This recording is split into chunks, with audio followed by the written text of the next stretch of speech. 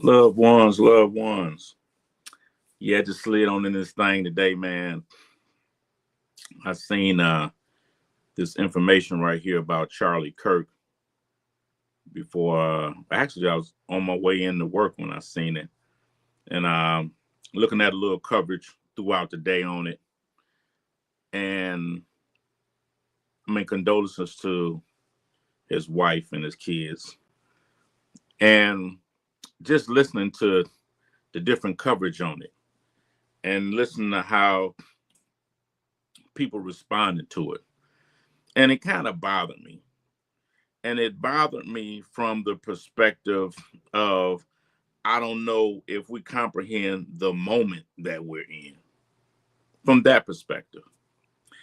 And this particular video I seen is from Afri Post right here.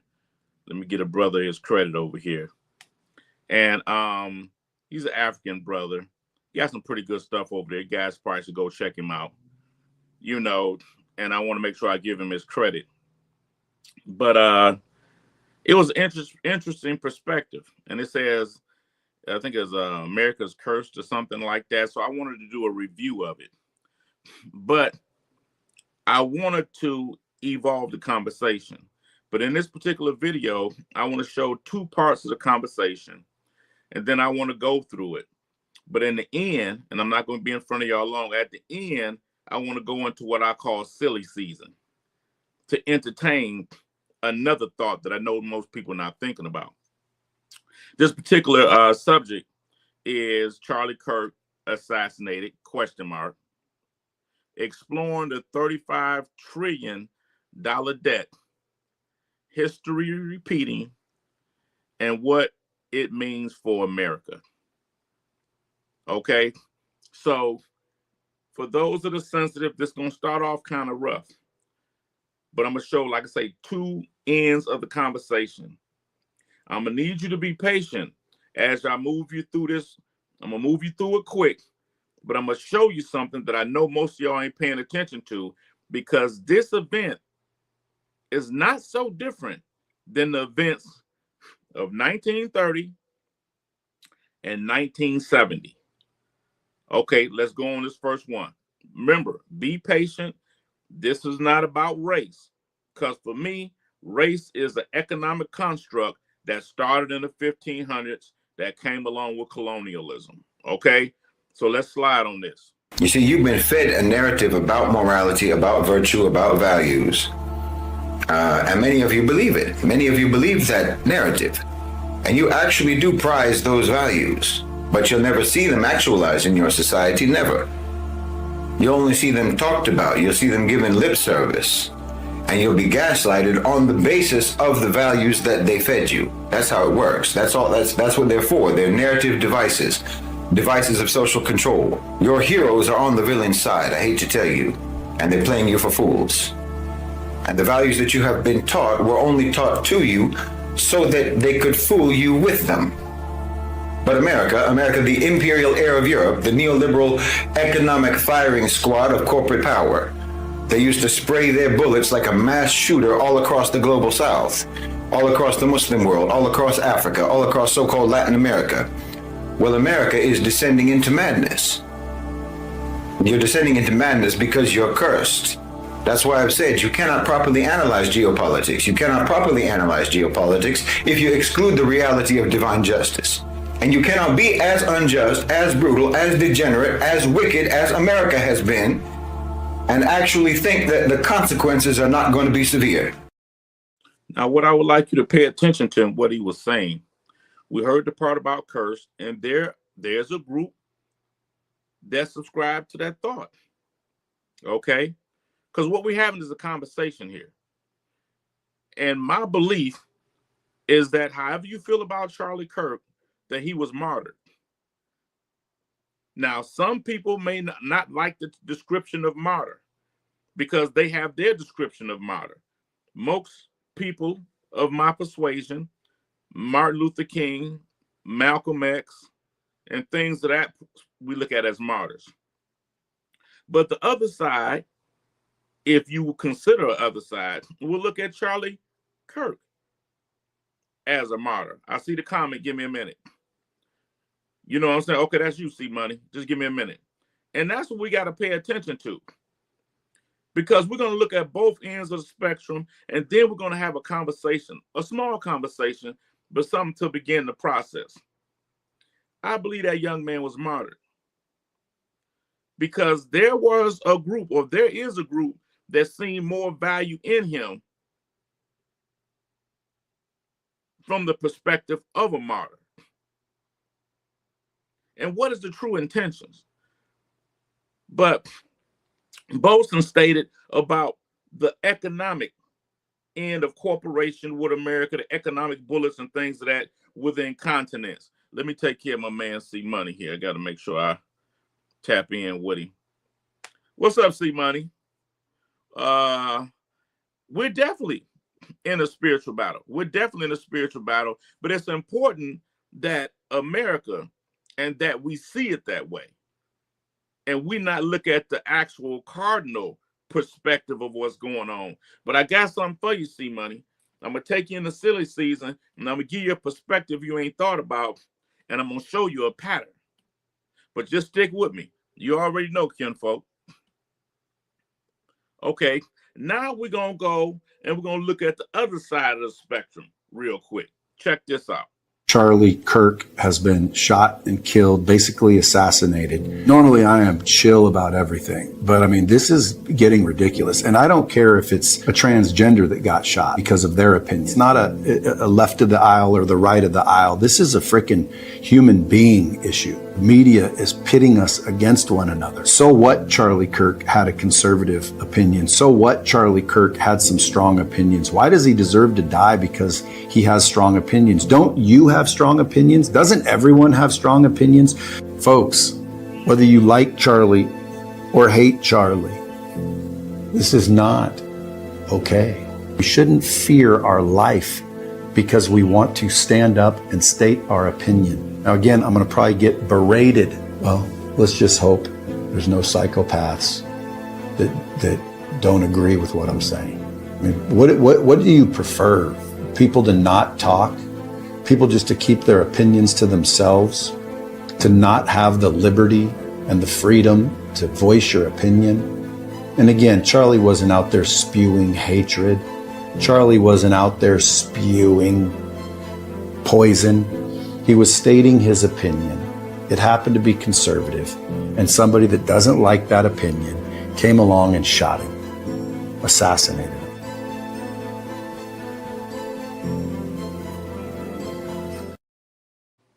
Was Charlie Kirk a evil person?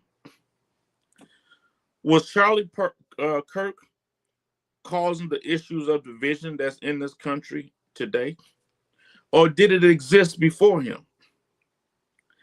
Did that man deserve to get shot? Did Martin Luther King deserve to get shot? Did Malcolm X deserve to get shot? Whatever part of the spectrum you on, and however you look at this, you have to pay attention to the pattern.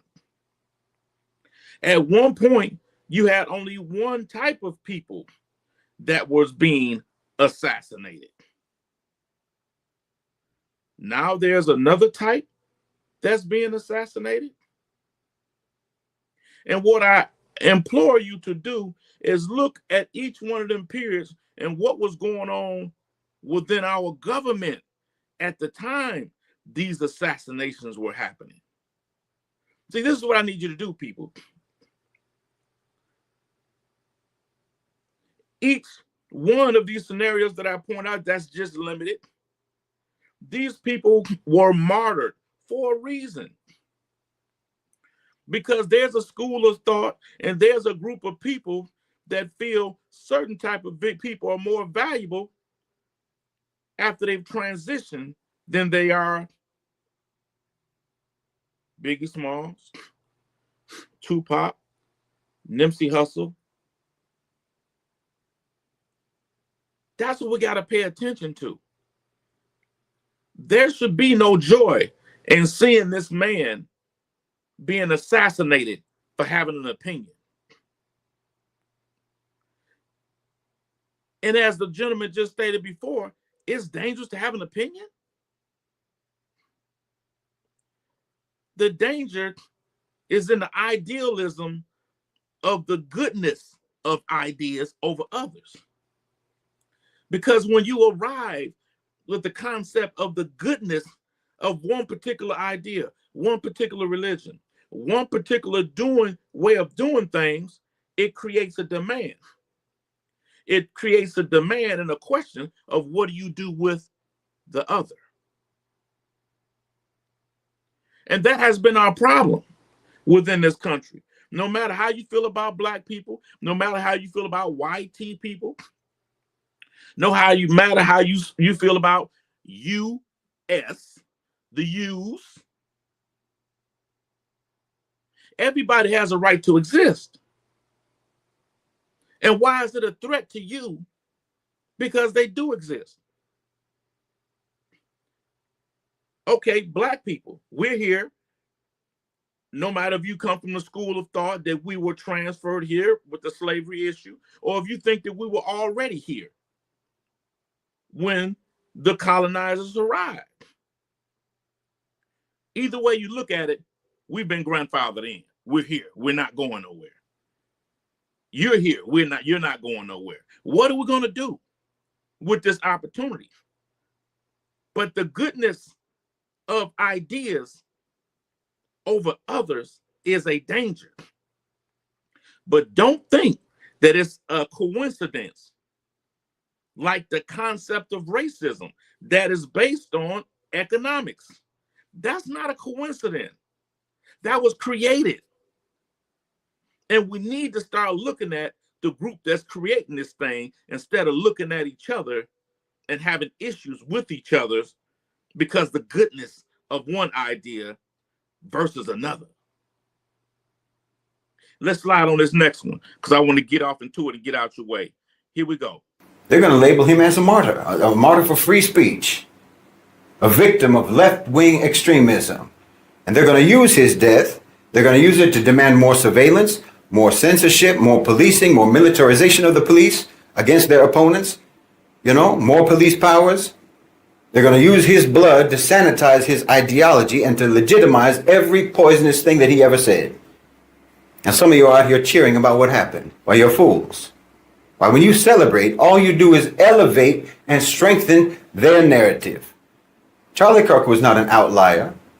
He was a product. He was the logical output of a system that's designed to generate exactly what he was. Like I said, he didn't create the demand. The demand was already there. He just exploited it. He sold a fantasy. Sold the fantasy. Sold the idea. Sold the concept. And it was useful to the system. I'm not saying that man didn't believe what he was saying.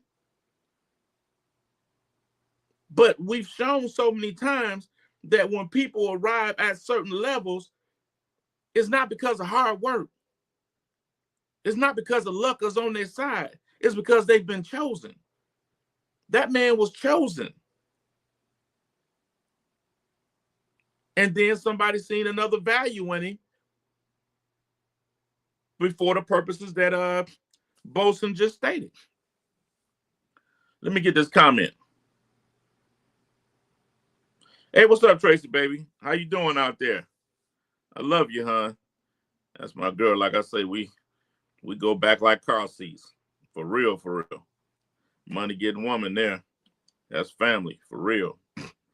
But yeah, that's what we have to think about. That man was martyred. He was martyred for another cause. And they're going to use that cause to take more of your liberties. So people out here laughing, smiling, and saying all crap. I heard somebody say that he was resurrected or raptured by the pew pew God or something like that. Just unnecessary because they don't see what's going on, people. You have to start seeing what's going on. Let me slide on this next one. Back in the day, back in the time of the Sahaba, when the Muslims would fight against the kuffar. The kuffar, they would bring their drummers and they would bring their singing girls to egg them on. Nobody ever killed them. Well, that's what Charlie Kirk was.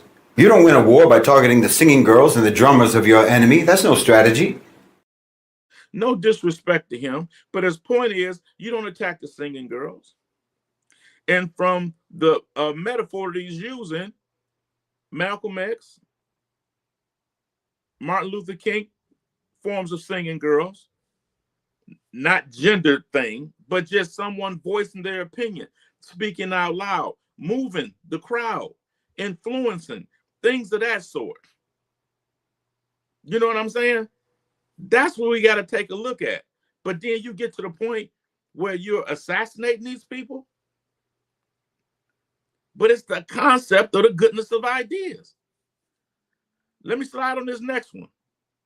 Actually corrupts our dialogues and it corrupts our dialectic, because what it demands is that for someone to be legitimate, you also have to agree that the goodness derives from that thing. So now we have a dialogue where the premise is that we have to agree before we can discuss.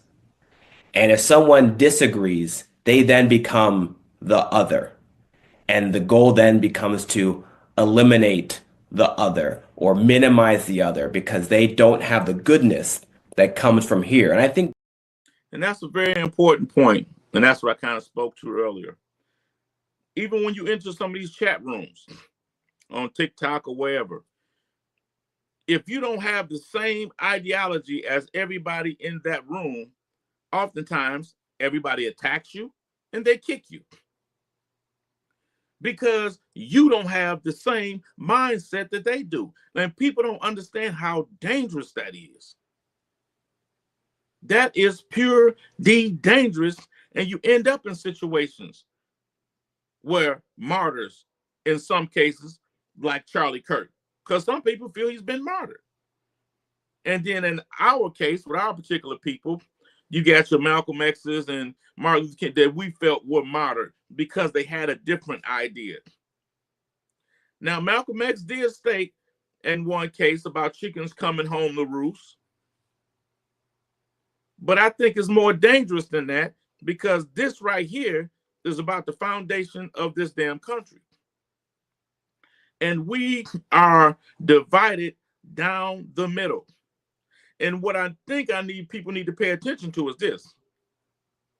When I was going to say it, when the president had his issue, and I voted for Trump, it wasn't in urban areas, it was in rural areas. Look at what happened to Charlie Kirk. It wasn't an urban area, it was in a rural area.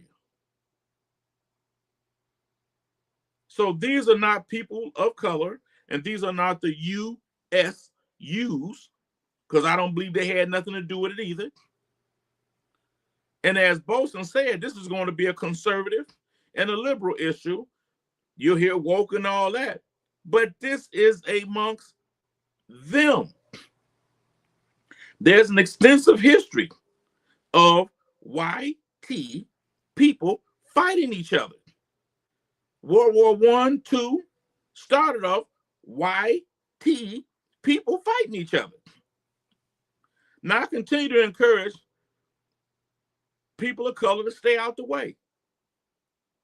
But you do need to be concerned, and don't nobody need to be rejoicing over this, because this is a serious issue.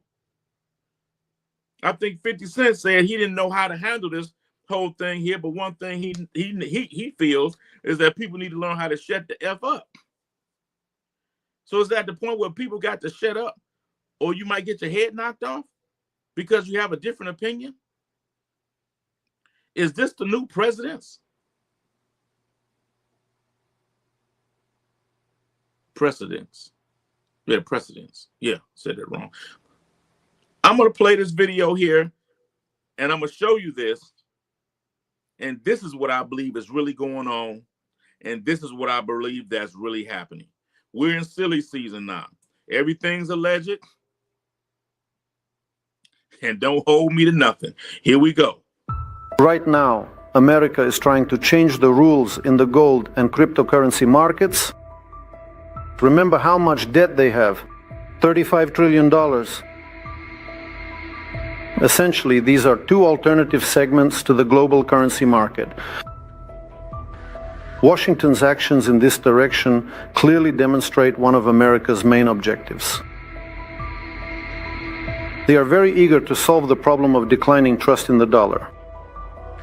The US, just as it did in the 1930s and 1970s, will solve its financial problems at the expense of the entire world, driving everyone where? Into the cryptocurrency cloud. Over time, when part of the US national debt is placed in stablecoins, the US will devalue that debt.